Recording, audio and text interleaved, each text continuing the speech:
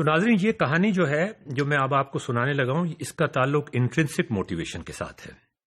اور intrinsic motivation کا مطلب یہ ہے کہ کوئی ریوارڈ آپ کے سامنے نہیں ہے، لیکن آپ پیشنیٹلی چاہ رہے ہیں کہ میں کسی طریقے سے اس مسئلے کو حل کروں. واقعہ کچھ اس قسم کا ہے جس کا ایجوکیشن سے تعلق نہیں ہے، آئی ایم سوری فار، لیکن انٹرنسک موٹیویشن سمجھانے کے لیے اس سے مزیدار واقعہ میں آپ کو نہیں سنا سکتا. 10 سال پہلے جب میں لمپ میں پروفیسر تھا تو ہم اپنی امی کے گھر گئے ملنے کے لیے.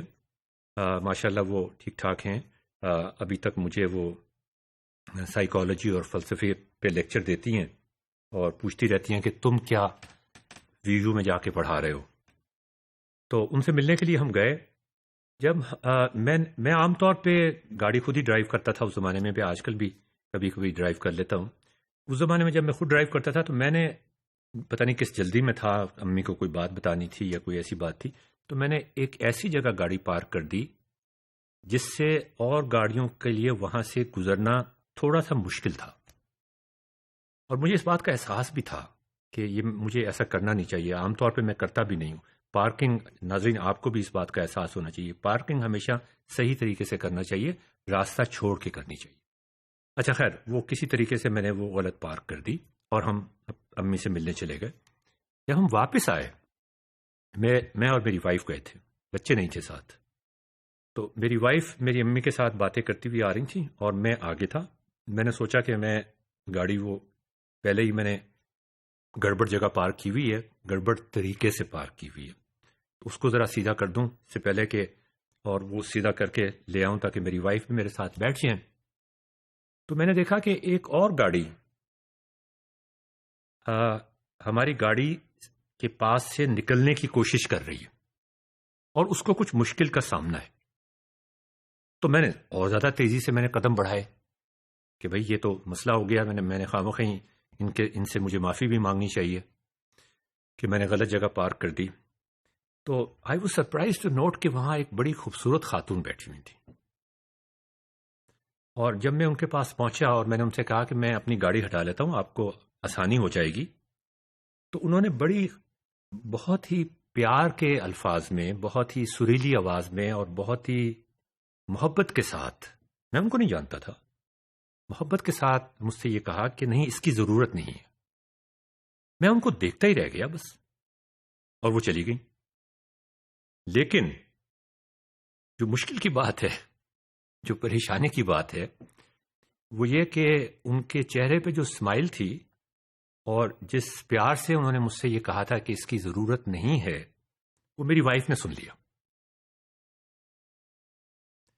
اور انہوں نے مجھ سے یہ کہا کہ یہ خاتون تم سے اتنی فری کیوں ہو رہی تھی. اب ناظرین، یہ ایک پرابلم تھا، یہ ان کے لیے ایک پرابلم تھا. اور میں نے دیکھا ان کے چہرے کے جو ایکسپریشنز تھے، جب وہ تبدیل ہو جاتے ہیں تو مجھے پتہ چل جاتا ہے کہ آج میری شامت آنے والی ہے. پتہ نہیں میری ریپوٹیشن اس قسم کی ہے یا ان کی ذہنی اختراع کچھ اس قسم کی ہے کہ اب آپ دیکھیں ان کے ذہن میں جا کے دیکھیں جو پرابلم ان کو تکلیف دے رہا ہے. ان کو پرابلم یہ تکلیف دے رہا ہے کہ میرے ہسبینڈ کے ساتھ ایک خوبصورت خاتون، ینگ اور خوبصورت خاتون، اتنے پیار سے وہ کیوں بات کر رہی تھی، مسکرا کے کیوں بات کر رہی تھی. بہت ساری تصویریں ان کے ذہن میں آ رہی ہیں جن کا غالباً سچائی سے کوئی تعلق شاید نہ ہو. ذہن خود سے بنا رہا ہے. اسی وہ آپ کا، جب آپ کو کچھ کلوز ملتے ہیں ذہن کو، کچھ انفارمیشن ملی تو انہوں نے یہ چیز نہیں دیکھی کہ میری گاڑی غلط پارک ہوئی تھی، انہوں نے یہ چیز نہیں دیکھی کہ اس خاتون نے اپنی گاڑی وہاں سے ہٹا لی، انہوں نے یہ نہیں دیکھا کہ کتنی دیر میں وہ وہاں سے آگے چلی گئی. انہوں نے صرف جو چیز انہوں نے نوٹ کی وہ اپنے مطلب کی نوٹ کی. سلیکٹنگ انفارمیشن، آپ نے کچھ دیکھا، اس میں سے کچھ انفارمیشن آپ نے سلیکٹ کر لی، اور وہ انفارمیشن آپ کے لیے بڑی دھماکہ خیز تھی کہ آپ کے ہسبینڈ کے ساتھ ایک خوبصورت ینگ خاتون اتنا فری کیوں ہو رہی تھیں، اتنے پیار سے کیوں بات کر رہی تھیں، مسکرا کیوں رہی تھیں. تو میری امی نے کہا کہ کیا بات ہوئی؟ تو میں نے کہا کہ میں نے وہ گاڑی صحیح جگہ پارک نہیں کی ہوئی تھی، تو وہ میں نکال رہا تھا. تو میری وائف کہتی ہے کہ نہیں یہ تو قصہ نہ سناؤ، اصل بات بتاؤ. دیکھو اصل بات جیسے گاڑی پارک گڑبڑ نہیں تھی، اصل بات کچھ اور تھی.